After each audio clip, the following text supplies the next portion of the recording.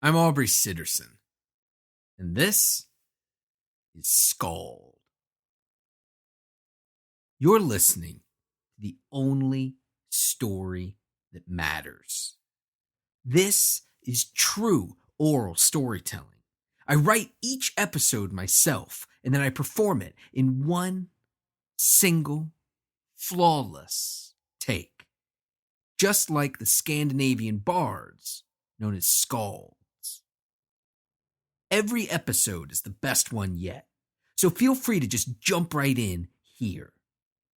Later, if you want to find out what happened earlier, you can listen to the previous episodes for free, or pick up the SKALD Prose volumes for only $2.99 each, exclusively on Amazon. This isn't me reading you a story. This is me telling you a story. This is SKALD, part 56.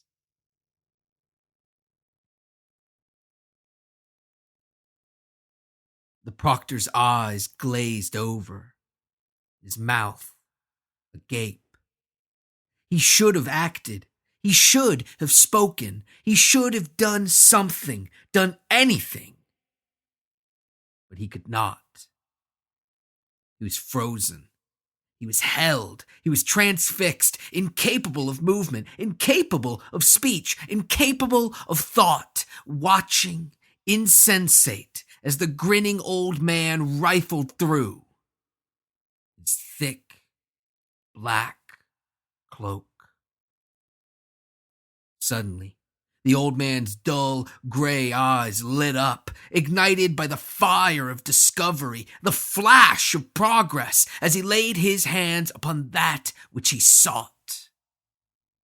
The old man, the wizard, allowed a smile to creep across his mouth, just as that omnipresent purple birthmark crept across his face, and he relieved the proctor of that divine salve of the mind, the crutch that eases the wise man's burden, the anchor. But as the wizard pulled out the mortar, as he retrieved the pestle, as he palmed the small pouch full of those potent herbs, the proctor began to stir, began to groan slightly, as his senses fought to retake their rightful place in his mind. The wizard had grown too excited, had let his emotions get the better of him, and had, ever so briefly, lost his focus, had given up his concentration, allowing his charm to falter, casting his entire plan into jeopardy.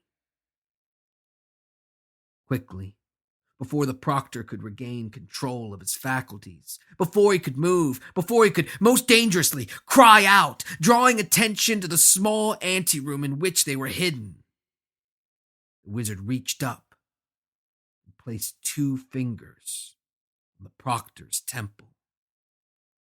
And as he did, the proctor's eyes glazed back over, and his mind was once again lost in the fog. We have to act quickly. Patro spoke softly as he folded up his ancient, skinny legs and lowered himself to the floor. My hold on him and his superior's patience will only last so long. Maul shoved his angry, vicious, battered countenance into the proctor's face, a visage that Maul could see was smooth and bloated with complacency and laziness. How do you do it? How do you hold them? Maul leaned forward, almost bumping into the proctor's face as he scanned the figure for motion or even simple acknowledgement. I use what already exists, what is already there, to accomplish different ends, to accomplish my ends, our ends. Because that's all that magic really is. Patro began to grind the anchor in the mortar and pestle, working quickly. One such as him They're used to giving their mind over to another. They've grown accustomed to it, making them rather susceptible to my magics. Patro looked up and scowled at Maul, at the hulking brute that still stood staring at the motionless proctor. The vials. Quickly, give them to me. Maul struggled to wrangle his hate, to rein in his fury, to master his rage. He did not like being told what to do. He hated being told what to do. Who was he? Who was Patro to order Maul, to issue commands to him, to the one true king of flames and ashes? Maul pulled in a slow breath between his clenched teeth.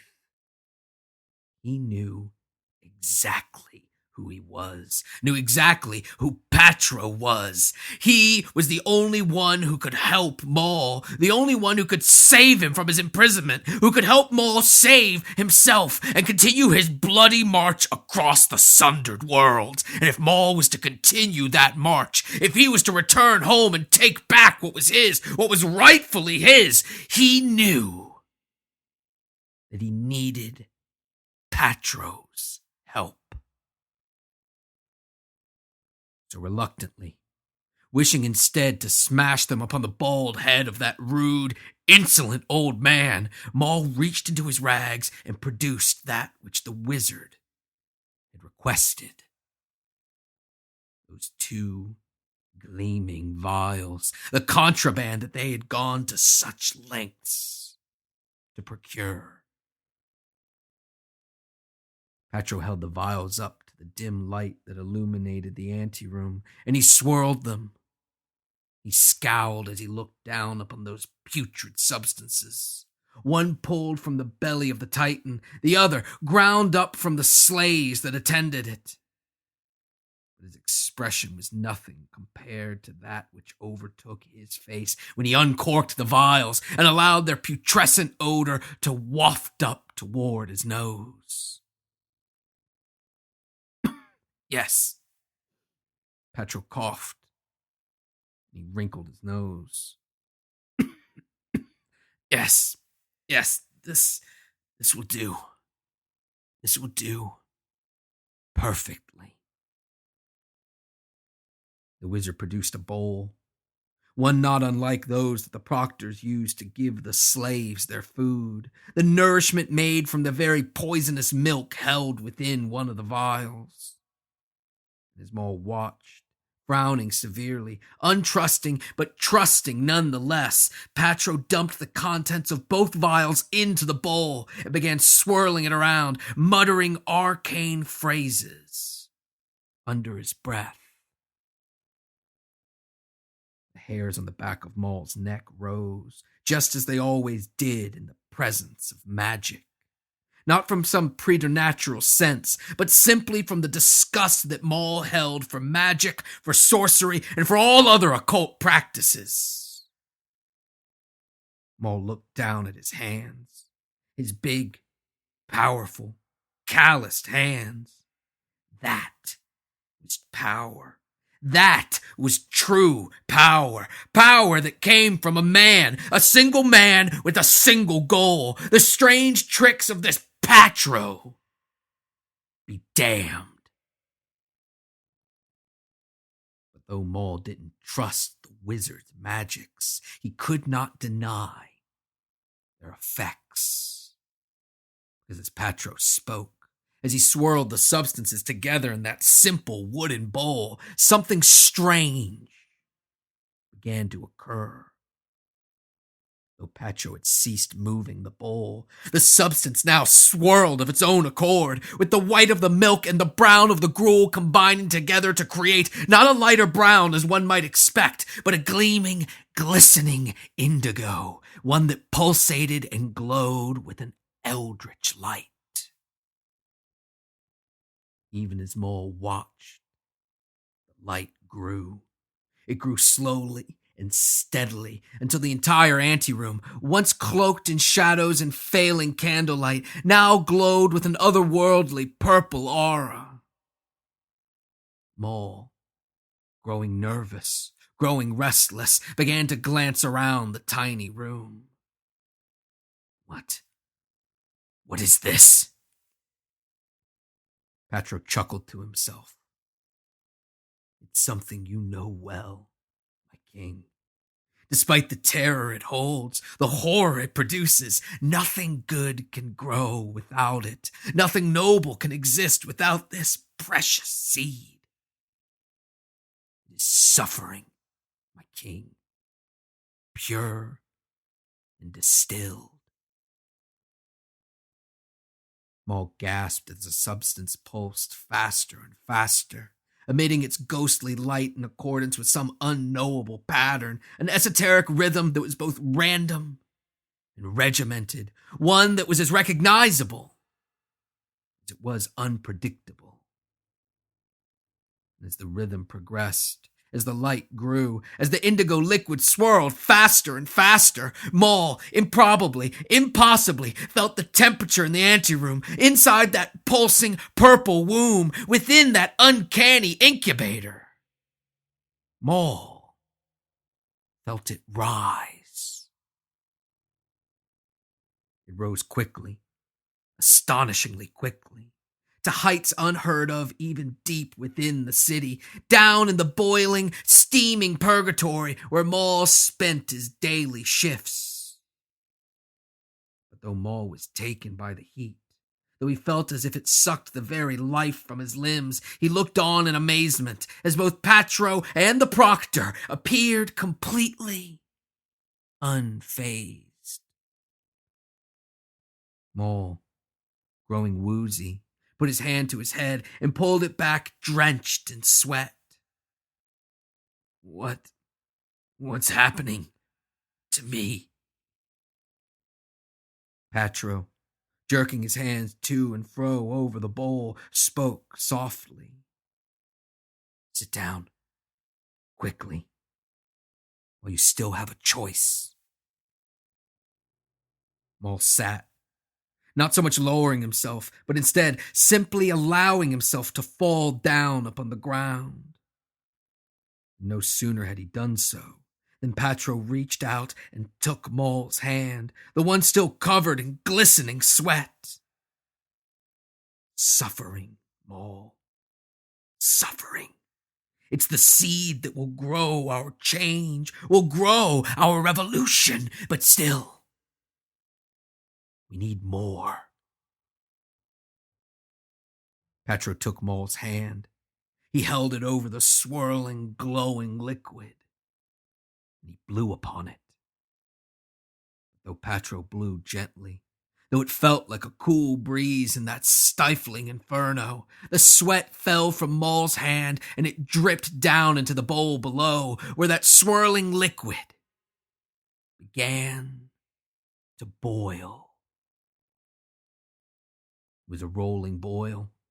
The liquid went from moving yet smooth water to riotous rapids, with bubbles that grew, burst, and reformed instantaneously. And as they did, the steam rose into the air. It melded with the purple light that already hung thick in the anteroom, and it filled Maul's vision with gleaming fog.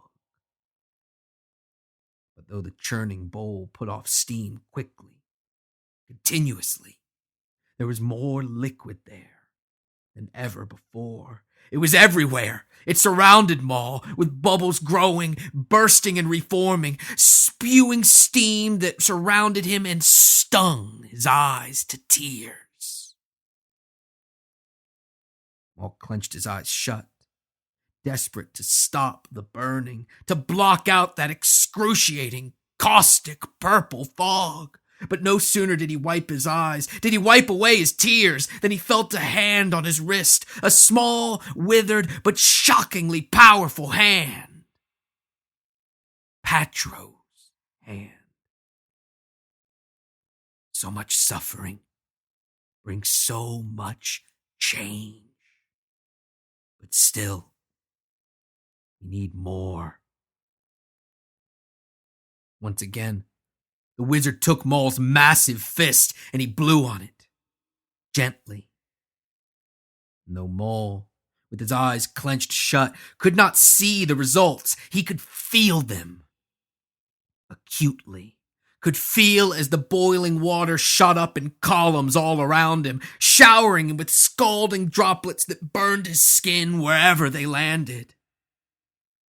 The smoldering heat from the liquid didn't stop when it touched Maul's skin. It grew and it intensified. It began to cover his entire body. So, braving that stinging purple fog, Maul tore his eyes open, and what he saw made him gasp in horror. Insects.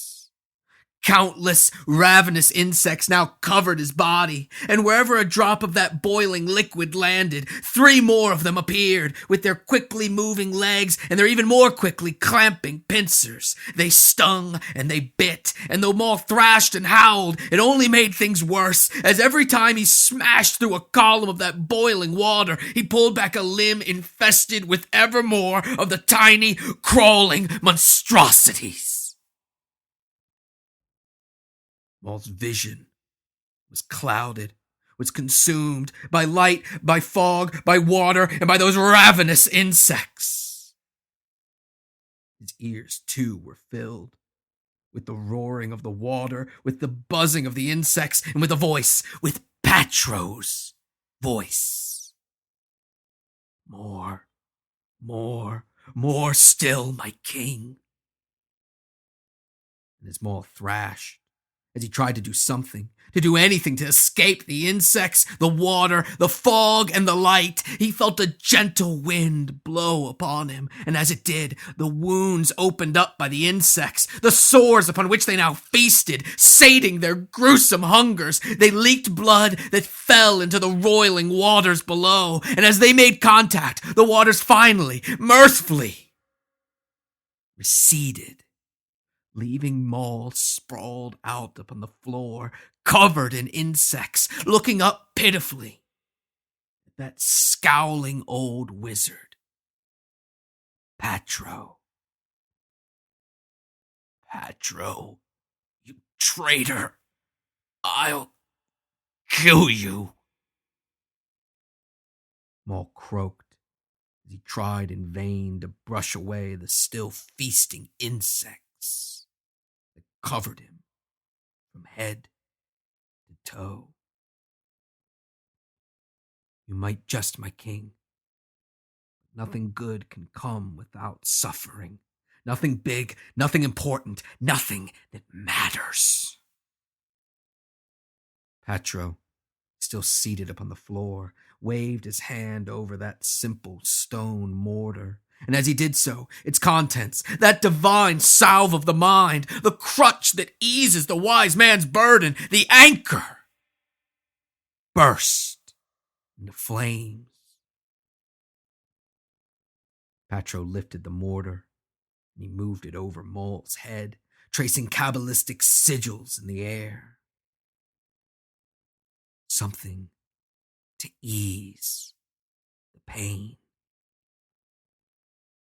Though Maul craned his head to get away, though he tried to shove himself along the floor, it was no use.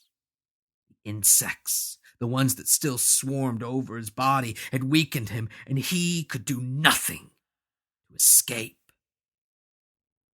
As he cried out, as he pleaded with Patro, as he was tormented by the memory of his anchor addiction, he watched helplessly, watched in horror as the smoke lowered to the ground around him and crept down into his lungs. It hit him instantly. It consumed him. It filled his brain with a flash of electricity, a bolt of lightning that numbed the suffering that surrounded him, the suffering that had enveloped him. The jagged edges of his mind were fused together. The fog was banished from his vision, and the pain, most importantly of all, the pain, was gone. But though the pain was gone, Maul knew The insects were not. He knew that he was still covered. He could feel their feet crawling upon him, could feel their legs, could feel millions of them shuffling and squirming over his body. He looked down, less in horror, less in shock, and more with the pain removed. In curiosity, he saw that though he was still covered, he was no longer in insects. He was covered in millipedes. Long, thick, glistening worms covered in horrible, twitching legs. They jockeyed for position. They fought with one another for the right to lower those terrible jaws down upon his skin, to clamp his flesh between their pincers and bite. But Maul, under the influence of the anchor, felt no pain, and he watched, fascinated, as the squirming beasts bit him again and again, tearing his flesh, devouring some, and poisoning that which remained. Maul watched his suffering. He experienced his pain, his consumption, as a disinterested observer, as an outside party. He watched as the millipede's poison took root wherever they bit, wherever they stood, and he watched as beneath his flesh, beneath the ruined, soft, weak, bloody flesh that was torn away and devoured, that was destroyed and banished, he watched as something else grew beneath it. Stone, covered in symbols that, though illegible, unreadable, unknowable, caused something to stir within Maul's chest. A smile crept across Maul's lips as he saw what was happening, as he realized what was occurring, as the suffering washed over him and left him changed, left him stronger, left him impervious to that which had tortured him, and left him better. Maul, with hands of granite, brushed aside the millipedes that remained, the ones that had not yet abandoned their feast, finding the stone beneath less palatable than the weak flesh that had coated it. He planted his feet, broad, powerful feet, planted them down upon the shaky ground beneath him, and he pushed himself up, standing tall, standing proud, raising his head and closing his eyes as he felt it course through him, as he felt something that he had thought lost to him forever, as he felt power. It wasn't the power that he had felt before. It wasn't the fire, the drive, the passion. It wasn't what the proctors had taken from him. It was something else. It was something new, something he had never experienced, but something that was every bit as powerful, every bit as devastating, every bit as destructive and transformative. Desperation. This was no mean desperation. This was not the desperation experienced by a mere mortal. That desperation, even in its most concentrated, most acute forms, was capable only of destruction, was capable only of ruining those whom it afflicts. No, this desperation was something beyond, something far, far beyond, and far, far more terrible. This was desperation that went beyond despair, beyond defeat. This was desperation of the truly helpless, desperation of those with no other options, of those for whom knocking down an impenetrable wall was the only choice. This was the desperation of the slave. This was the power that comes with having nothing, with hoping for nothing, with seeing nothing in the future, with not even having a future. This was true desperation, pure, distilled desperation, and it brought with it something unspeakable, something powerful. It brought with it the dread willingness to do anything, to risk anything, to sacrifice anything, all so that you might finally have something to lose.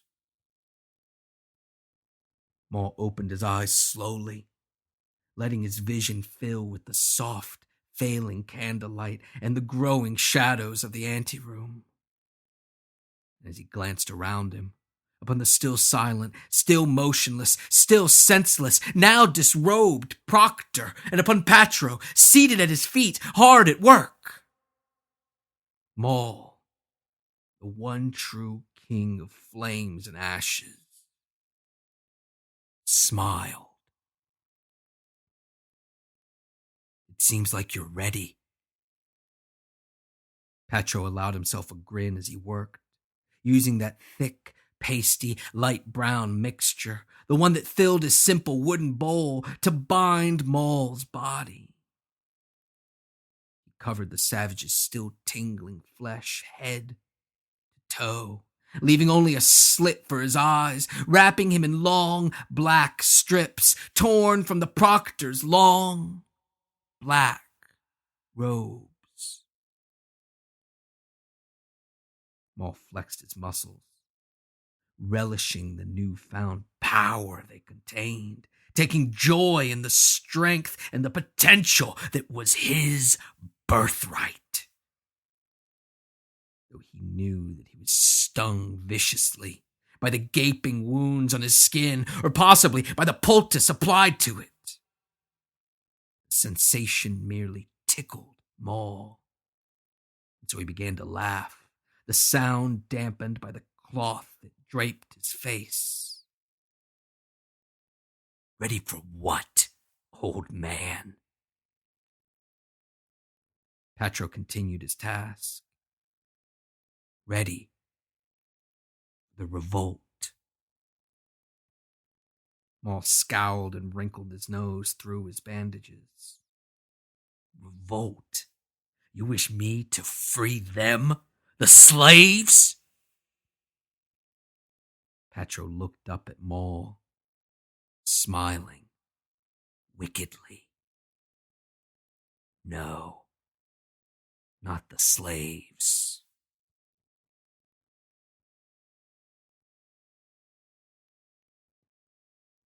I hope you're digging SKALD. If you are, then please help the only story that matters reach even more people by reviewing SKALD on iTunes. And if the review you leave is a good one, I might just read it on the show. Three Buddy says, "A harsh, brutal, beautiful storytelling podcast. A very intense show. The stories are full of unforgiving characters and gritty worlds. The catharsis is real." I write, record, and produce SKALD absolutely free of charge because I believe in the story, the format, and the approach, and I want as many people to experience it as possible. But just because I don't charge for it doesn't mean it doesn't cost me money and, just as importantly, time to create it. If you enjoy SKALD, if you think it's worth more than $0 per episode, go to patreon.com/SKALD and make a small monthly pledge to help keep the show going. Do the right thing. Support independently created and owned content. Support what you love. Please talk about SKALD on social media, and make sure to tag me so I can share your posts. I'm Aubrey Sitterson on Facebook, Twitter, Tumblr, Instagram, and Snapchat, and I am shameless. I share all compliments and all positive reviews. You can also hit up aubreysitterson.com for links to everything, including SKALD, my wrestling talk show Straight Shoot, my comics work, bio, contact information, and more. This week's recommendation is another member of the Dark Myths podcast collective. It's called The Eastern Border. But that podcast creator can do a far, far better job plugging it than I ever could. So please allow me to read to you this prepared statement from my pal, Kristaps Andresens. "Greetings, comrades. From the far, frozen lands of northeastern Europe, the Eastern Border awaits you. We are a podcast that explains the history of and life within the Soviet Union and Eastern Europe more generally, using both historical sources as well as the stories of the people who actually lived there. I, Kristaps Andresens, was born in the USSR and still live in Riga, Latvia, where we currently have a problem with wild boars running on the streets at night. And this is our capital. Please give us a listen on iTunes, Stitcher, or at theeasternborder.lv. We are as heavy and brutal and metal as this awesome show. Except, fewer barbarians and more getting killed by the KGB, gulags, Afghanistan war, or Chernobyl. The Eastern Border will tell you how it really happened here. And remember, happiness is mandatory. Thanks for listening. I'll talk at you next week.